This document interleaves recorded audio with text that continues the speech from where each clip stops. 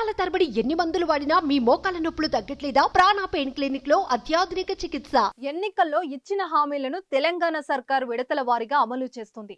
అధికారంలోకి వచ్చాక మహిళలకు ఆర్టీసీ బస్సులో ఉచిత ప్రయాణం, రాజీవ్ ఆరోగ్యశ్రీ పెంపు వంటి పథకాలను అమలు చేశారు. 200 యూనిట్ల వరకు ఉచిత కరెంట్, 500 రూపాయలకే గ్యాస్ సిలిండర్ వంటి పథకాలను అమలు చేశారు. ఆ తర్వాత పార్లమెంట్ ఎన్నికలు రావడంతో కోడ్ కారణంగా పథకాల హామీల అమలుకు బ్రేక్ పడింది. ఇక ఎన్నికలు పూర్తయి ఫలితాలు కూడా విడుదలై 2 వారాలు కావడంతో మిగిలిన హామీల అమలుకు రేవంత్ రెడ్డి సర్కార్ కసరత్తు ప్రారంభించింది.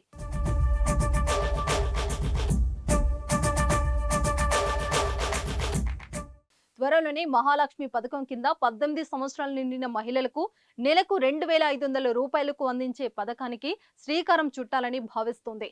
ఈ మేరకు మంత్రులు ఈ పథకం రివ్యూ మీటింగ్లు నిర్వహిస్తున్నారు. అయితే ఈ పథకం అమల్లో ప్రభుత్వం కొత్త ట్విస్ట్ ఇస్తున్నట్లు తెలుస్తోంది. మహిళలకు ప్రతి నెల 2500 రూపాయలు అందించే స్కీమ్ పై పొన్నం ప్రభాకర్ కీలక ప్రకటన చేశారు. ప్రభుత్వం నుంచి ఎలాంటి పెన్షన్లు పొందని కుటుంబాల్లోని మహిళలకు మాత్రమే నెల 2500 రూపాయలు అందేలా నిబంధనలు తీసుకువస్తున్నట్లు తెలిపారు.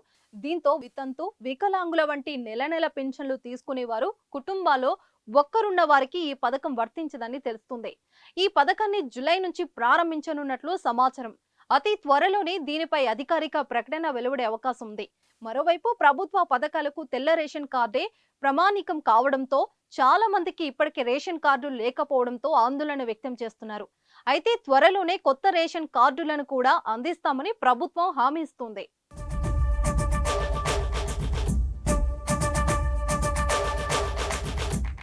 సుమన్ టీవీలో మీ పర్సనల్ అండ్ బిజినెస్ ప్రమోషన్స్ కోసం కింది నెంబర్కి కాంటాక్ట్ చేయండి.